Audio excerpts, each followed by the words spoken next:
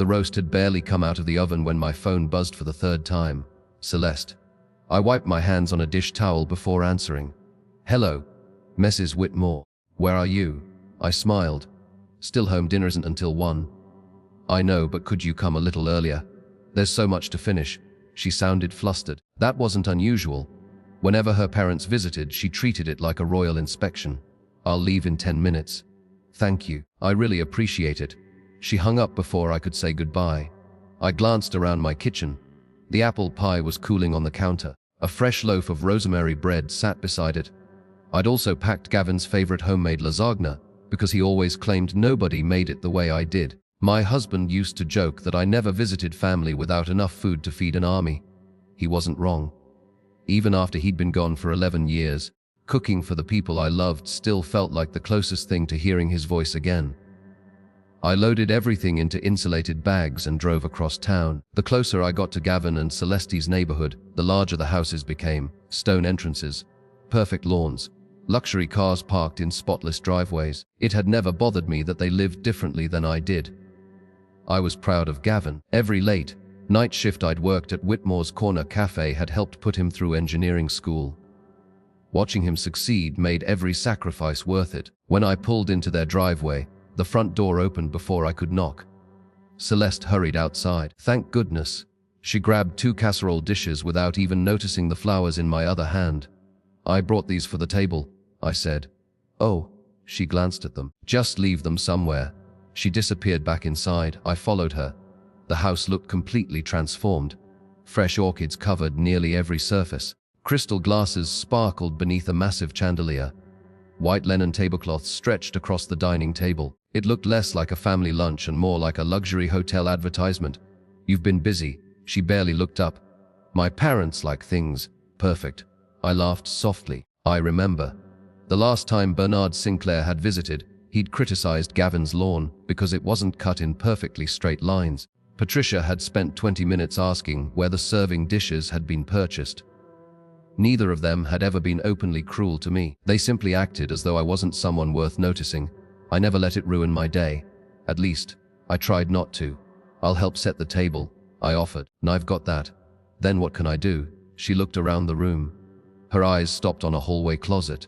She walked over, opened it. A second later, she returned carrying a brand new microfiber mop. She held it out toward me. I frowned. Did something spill? No. She smiled awkwardly. I just need one favor. What kind of favor? She lowered her voice. My parents should be here any minute. I know. I need you to help me avoid an uncomfortable conversation. I still didn't understand. She gently pushed the mop into my hands. So while they're here, she hesitated. Could you pretend you're here to clean? For several seconds, I simply stared at her. I'm sorry. It'll only be during lunch. I honestly thought she must be joking. When she didn't smile, the weight of her words finally settled in. You want your parents to think I'm your cleaning lady. It's only because they ask so many questions. I'm Gavin's mother. I know. They don't. I blinked. What do you mean they don't? She looked embarrassed. I never exactly explained your background. My background. I may have made it sound like Gavin came from a wealthy family. I let out a quiet breath. You told them I wasn't a cafe owner. She looked away. I said your family had retired years ago. I've owned Whitmore's Corner Cafe for 34 years. I know. I still open that cafe every morning at 5. I know. And today you want me pushing a mop around your house because the truth is inconvenient. Her shoulders slumped. It's just one afternoon. No. Please. No, Celeste. You don't understand my parents. No. You don't understand mine. Silence filled the kitchen. I carefully leaned the mop against the wall. I'm proud of the life I've built. I buried my husband at 51. I paid for Gavin's education serving coffee before sunrise and washing dishes after closing. I've never been ashamed of honest work. I'm certainly not going to pretend to do a different kind of honest work because someone else is embarrassed. Her face flushed. Before either of us could speak again, the doorbell rang. 3 sharp chimes echoed through the house. They're early. Panic flashed across Celeste's face. She grabbed the mop again and practically shoved it back into my hands. Please. Just until dessert. Footsteps approached. The front door opened. Bernard Sinclair's booming voice filled the hallway. Now this looks like the kind of house our daughter deserves. Patricia laughed. I hope she finally found reliable household staff. They walked into the kitchen. Patricia's eyes landed on me, then on the mop. Without asking a single question, she smiled approvingly. Oh, wonderful. You finally hired someone. Celeste forced a nervous smile. Yes. Before she could finish, another voice came from the front entryway. It wasn't Gavin. It was a deep, confident voice I had never heard before. Afternoon. Everyone. Bernard's face instantly changed. He hurried toward the hallway with an excitement I'd never seen. Judge Harrington! We didn't expect you so early. Every conversation in the kitchen stopped. I looked toward the doorway just as a distinguished gray-haired man stepped inside. The moment his eyes landed on me holding that mop, his smile vanished. Then, in front of everyone, he said, "Lorraine Whitmore, what on earth are you doing with a mop in your hands?" Every eye in the room shifted toward me. The mop suddenly felt twice as heavy. I had no idea who Judge Harrington was, but judging by the way Bernard Sinclair practically straightened his jacket, the man clearly carried weight. Bernard hurried across the foyer with both hands extended. "Judge Harrington, it's an honor." The older man shook his hand politely. "Bernard." Then he looked past him, straight at me. His expression changed from surprise to genuine concern. "Lorraine." I slowly set the mop against the wall. "It's been a long time." Patricia frowned. "You two know each other?" Judge Harrington almost laughed. "Know each other?" He looked back at me. "This woman helped keep my family together when everything was falling apart." Nobody spoke. Even Celeste looked confused. The judge walked directly over to me. "It's good to see you again. You too, Judge. You can call me Walter. I've been trying." I smiled softly. "But after all these years, Judge still comes out first." He chuckled. Bernard looked completely lost. "I'm sorry. You've met before." Walter turned toward him. "About 14 years ago. My grandson was 16. Had been arrested after getting involved with the wrong crowd." Patricia blinked. "I don't understand," Walter continued. "My daughter was raising him alone. She was working 2 jobs. I was still on the bench 12 hours a day. We were all failing that boy." His voice grew quieter. "One evening he wandered into Whitmore's corner café. I smiled as the memory returned. He tried to steal 2 sandwiches. Walter nodded. Instead of calling the police, he looked directly at Bernard. Lorraine fed him. Everyone remained silent. Then she gave him a part-time job washing dishes. I shrugged. He needed someone to believe in him. Walter smiled. He graduated from college last month and now manages our family's charitable foundation." The room became very still. Patricia glanced at me differently now, not warmly, but no longer dismissively. Walter noticed the mop leaning beside me. His smile disappeared. "I'm curious." He looked around the kitchen. "Why exactly was Lorraine holding a mop when I walked in?" Nobody answered. Bernard cleared his throat. "I assumed." Walter interrupted. "I didn't ask what you assumed." His eyes settled on Celeste. I asked why. Celeste forced a laugh. Oh, "We were just..." She searched desperately for an explanation. "Lorraine offered to help." Walter looked at me. "Did you?" I didn't answer immediately. I had never enjoyed embarrassing people, especially family. But I also wasn't willing to lie. "No." The single word echoed through the kitchen. Celeste's face drained of color. Walter waited. "So how did the mop end up in your hands?" Again, silence. Gavin finally walked into the room carrying a case of sparkling water. He stopped instantly. "What's going on?" His eyes moved from me to the mop to his wife. Nobody spoke. Gavin slowly set the drinks on the counter. "Mom." I met his eyes. "Your wife asked me to pretend I was the cleaning lady." The words hung in the air. For a second, nobody even breathed. Gavin turned towards Celeste. "Tell me she's lying." Celeste looked down. Tell me. I didn't mean it like that." "Then how did you mean it?" "My parents." "No." He shook his head. "Don't blame your parents. You asked my mother to hide who she is." Bernard stepped forward. "Now hold on." Gavin turned sharply. "No, Mr. Sinclair, you hold on. My mother worked 18-hour days after my father died. She skipped meals so I could stay in college. She mortgaged her café twice. Everything I have exists because of her." His voice trembled. "And you expected her to carry a mop so nobody would know she owns a neighborhood cafe." Celeste started crying. I just didn't want another argument. Walter quietly folded his hands. Arguments usually begin long before anyone raises their voice. His words landed heavily. Bernard looked uncomfortable. "I never asked anyone to lie." "No," Gavin replied. "You just spent years making people feel ashamed if they weren't wealthy enough." Patricia crossed her arms. "We simply have standards." Walter looked at her. So do I. The kitchen fell silent again. Walter had spent 32 years as one of the most respected judges in the state. When he spoke, people listened. I've sentenced thieves. I've sentenced fraudsters. I've sentenced people who ruined lives for money. He glanced toward me. But I've also met extraordinary people, teachers, nurses, factory workers, mechanics, restaurant owners. Their job titles never told me who they were. Their character did. Patricia looked away. For the first time since arriving, she seemed embarrassed. Just then, Walter's phone vibrated. He glanced at the screen. "Oh, I almost forgot." He smiled at me. "Lorraine, I actually came here hoping to find you." My eyebrows lifted. "You did?" "Yes. I've been looking for you for nearly 3 weeks." I frowned. "For me?"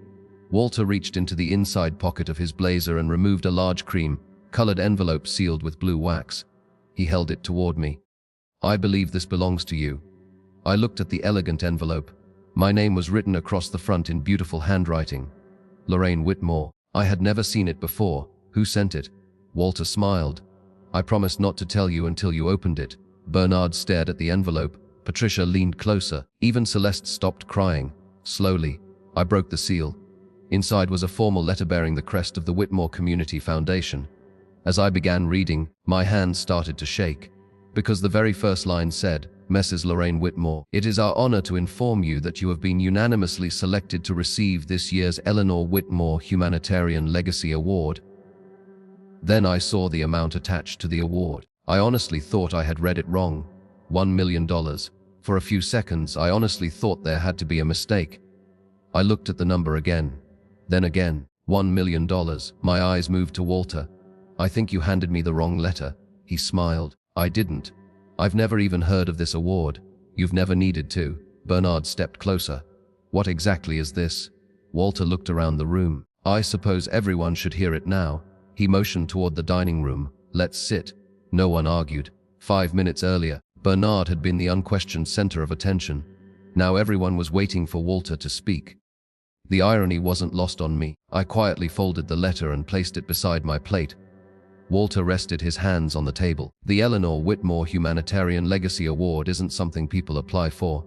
Patricia frowned. "Then how is someone chosen? By nomination. Who nominated Lorraine?" Walter smiled. "Hundreds of people." I blinked. "Hundreds?" He nodded. "For nearly 8 months." I stared at him. "I don't understand." "You remember the scholarship fund your cafe started after your husband passed away?" I laughed softly. "It wasn't much. Just a few $100 every year." Walter shook his head. "You think that's all it became?" Apparently it wasn't. He opened another folder. Inside were photographs, letters, newspaper clippings. One by one, he spread them across the table. A young nurse, a firefighter, a teacher, a software engineer, a restaurant owner. I didn't recognize most of them. Walter pointed to the first photograph. Melissa Grant, single mother. You quietly paid her community college tuition after she lost her husband. I remembered. She'd insisted on paying me back. I told her to help someone else someday. Walter picked up another picture. Thomas Rivera, the teenager who washed dishes in your cafe after getting into trouble.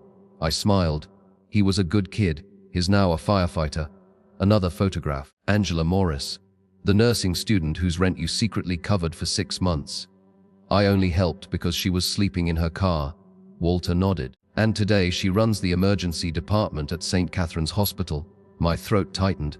I hadn't spoken to Angela in years. Walter continued laying out photograph after photograph. Some I remembered immediately. Others took a minute.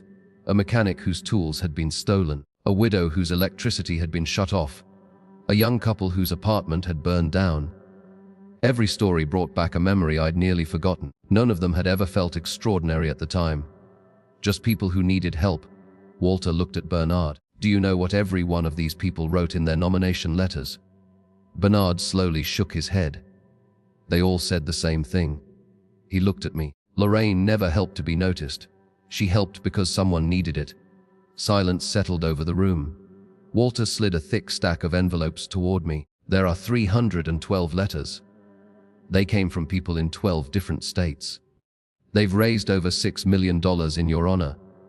I looked at him in disbelief. My honor? The foundation matched every donation. The $1 million is yours to keep, or to continue helping others. I couldn't speak, not because of the money, because I had no idea anyone even remembered. Across the table, Celeste quietly wiped tears from her face. She wasn't crying because of the award. She was crying because she'd spent the morning trying to convince her parents I wasn't worth introducing. Walter wasn't finished. There is one more thing. He reached into his briefcase. This foundation is opening a permanent community center next spring. He smiled warmly. The board voted unanimously to name it after you. Patricia covered her mouth. Bernard looked completely stunned. The Lorraine Whitmore Community Center. I immediately shook my head. No. Walter raised an eyebrow. No, I don't need my name on a building. He laughed. I said the same thing. The board ignored me. Even Gavin smiled. Sounds about right. For the first time that afternoon, the tension eased, until Bernard quietly cleared his throat. Lorraine. Everyone looked at him. He stared at his folded hands before speaking. I owe you an apology. His voice lacked its usual confidence. I judged you. I judged your work. I judged where you came from. I even judged you today without asking a single question. He looked me in the eyes. I was wrong. Patricia nodded slowly. So was I. She took a deep breath. When I saw you holding that mop, I didn't even think to ask your name. The room fell silent. Then Celeste stood. She walked around the table until she was standing beside me. She couldn't meet my eyes. I'm so ashamed. I kept trying to impress people who were never going to be impressed. She began crying again. And I hurt the one person who welcomed me into this family without ever asking for anything. She reached for my hand. I don't expect you to forgive me. I just needed you to know. I'm sorry. I looked at her for several long seconds. Then I gently squeezed her hand. I just don't forget lessons. She nodded. I understand. Walter smiled quietly. I had a feeling you'd say that. Just then, another phone on the table began vibrating. It belonged to Gavin. He answered. Hello. His expression changed almost immediately. What did you say? Everyone watched him. He slowly lowered the phone. That was Channel 8 News. Walter frowned. The news, Gavin nodded. They somehow found out about the award. He looked at me. They're outside. I frowned. Outside. He walked toward the front window, then turned back. There are at least 4 news vans. And they're asking to interview the woman my wife introduced as the cleaning lady. For a moment, I thought Gavin was joking. News vans. He stepped away from the window. I counted 4. Walter smiled. I suppose the foundation's press office moved faster than I expected. I looked at him. You knew this was happening. They always notify local media when the Humanitarian Legacy Award is announced. You just didn't know. He glanced toward the mop still leaning against the kitchen wall. That they'd arrive after all of this. None of us moved. Through the front windows, I could see reporters setting up cameras on the sidewalk. Neighbors had already begun gathering outside. Bernard let out a slow breath. This isn't going to stay private. Walter shook his head. It shouldn't. 20 minutes later, I stood on Gavin's front porch. Microphones were pointed toward me. Camera lights filled the driveway. A reporter smiled politely. Mrs. Whitmore, congratulations. Can you tell us how it feels to receive one of the state's largest humanitarian awards? I honestly didn't know what to say. I've never helped anyone expecting this. Another reporter asked. We've spoken to dozens of people whose lives you changed. Did you keep track of everyone you helped? I smiled. No. I could barely keep track of my pie orders. The reporters laughed. The tension eased. Then another voice spoke from the back. Mrs. Whitmore, we've also learned you've owned Whitmore's Corner Cafe for more than 3 decades. Is that true? It is. Were you really working there this morning before coming here? I opened the cafe at 5. Several reporters exchanged surprised looks. You still work? Of course. I shrugged. Because people still like my coffee. More laughter. I've never believed honest work has an expiration date. The interview continued for another 15 minutes. Not once did anyone ask how much money I'd received. They wanted to hear about the scholarship fund, the free meals, the winter coat drives, the handwritten birthday cards I mailed to elderly customers who no longer had family nearby. Things I'd completely forgotten. Apparently, other people hadn't. By evening, the reporters were gone. The house had finally grown quiet. Only family remained. Dinner had gone cold hours earlier. No one cared. Bernard slowly stood from his chair. Lorraine, I've spent my whole life measuring success by numbers, businesses, houses, investments. He looked around the room. Today I realized I've never built what you have. I smiled politely. You built a successful company. I built dealerships. He shook his head. You built people. Neither of us spoke for a moment. Then he walked over and extended his hand. I looked at it. Instead of shaking it, I hugged him. He didn't expect that. Neither did Patricia. When I stepped back, Bernard's eyes were wet. I don't deserve that. Probably not. He gave a small laugh. But everyone deserves the chance to become better. Later that evening, Celeste knocked softly on the guest bedroom door. May I come in? Of course. She walked inside carrying the mop. For a second, neither of us said anything. Then she placed it gently against the wall.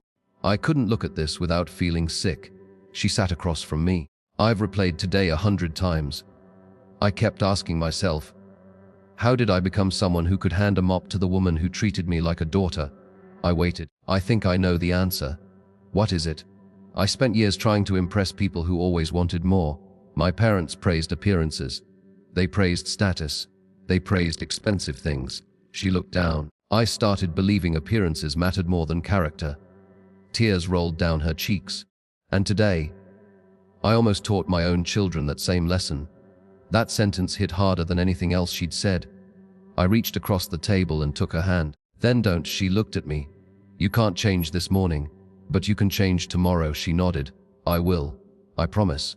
3 months later, Whitmore's Corner Cafe looked busier than it ever had. Not because of television interviews, because people came from everywhere just to meet the woman they'd seen on the news. Many expected a celebrity. Instead, they found me behind the counter filling coffee cups. One afternoon, a college student asked, Mrs. Whitmore, why are you still working? I smiled. Because this cafe was never the thing that made me small. It was the thing that allowed me to make a difference. He smiled. I'll remember that. I hope you remember something else too. What? I looked around the cafe, at the families laughing together, at the elderly regulars playing cards, at the teenagers doing homework in the corner booths. Never let someone else's embarrassment convince you to be ashamed of an honest life. A month after that, Gavin and Celeste invited both families to dinner again.